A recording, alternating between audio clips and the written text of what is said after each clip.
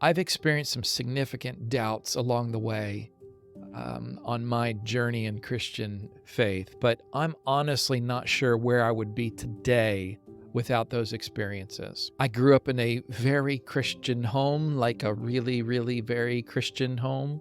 My folks were in the ministry, and it was a ministry that was started by my great great grandfather.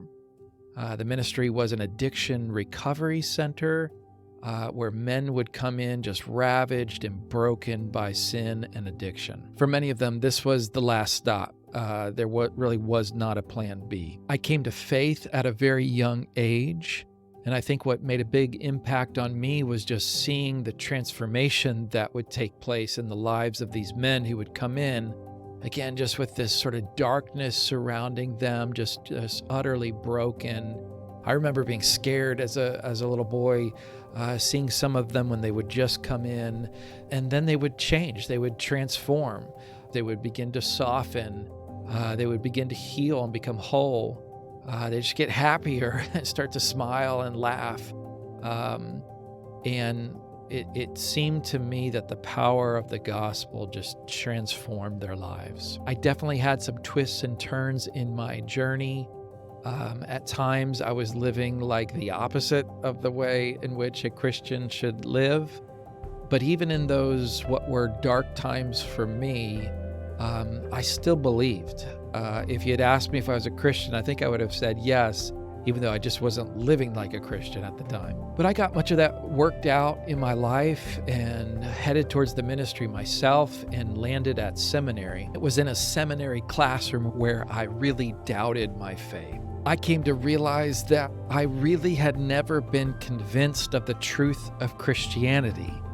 I believed it, and very sincerely believed it, but not on the basis of good reasons or evidence. It was really just sort of the social pressures of my family setting and this ministry setting, and those were the reasons that I believed. Somehow I made it through church every Sunday, Sunday school, youth group, retreats, camps, mission trips, Bible classes, but it wasn't until sitting in this seminary classroom that I finally considered the genuine possibility that Christianity wasn't true.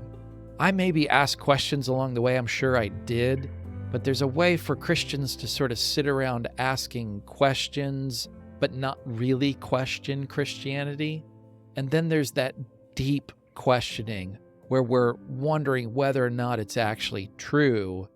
I was just never open to the genuine possibility of Christianity's being false. So here's what happened. I'm in a class, we're talking about world religions, and it felt to me in that moment that we were being really tough on these world religions and we were giving Christianity a pass. I think perhaps for the first time, I really felt my bias in that moment. Are we being as hard on the Christian view as we're being on these views? Have I ever been hard on my own view? Have I ever even questioned it? And the reality was the answer was no, not really. Not genuinely. I knew in that moment if I had been born in, say, Turkey or Indonesia, right, I would be a sincere Muslim. Or if I had grown up in Thailand or Burma, right, I would be a sincere Buddhist. Point is that I grew up in a Christian setting, and that was really my only reason for being a Christian. And that really threw me for a loop. Now, a lot of people walk away precisely here, but that wasn't me, because suddenly I didn't know that it was true.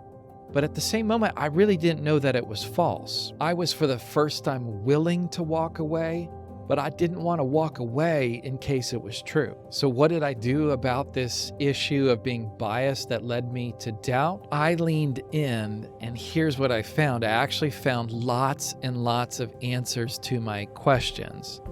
I found that Christianity had deep resources for answering my questions in a satisfying way. Now, what about this issue of being biased that led me to doubt? Well, as it turns out, not much follows from this. I mean, we're all biased in various ways. I don't think that there's a view that you can adopt that doesn't have some bias to it. Alvin Plantinga makes this point against the religious pluralist. He says, "For suppose we concede that I had been born in Madagascar rather than Michigan, my beliefs would be quite different. But of course, the same goes for the pluralist. If the pluralist had been born in Madagascar, he probably wouldn't have been a pluralist. Does it follow that he shouldn't be a pluralist? And what's more, to think that you can't hold the view with which you grew up is to commit the genetic fallacy. The genetic fallacy is to criticize a view for its origin rather than its merits. We come to views in all different kinds of ways, some good ways and some bad ways, but what really matters is the reasons that you now have for holding that view. And if you have good reasons to hold the view, it doesn't matter where it came from. So it's really important to figure out our biases and sort of root them out and evaluate them.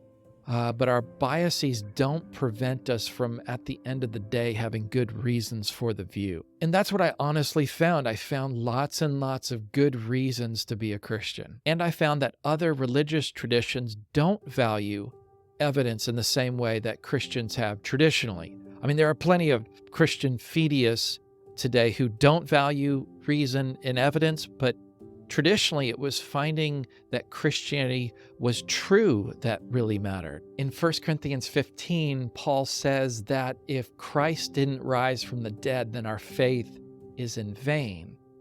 It's the truth of Christ's resurrection that matters here.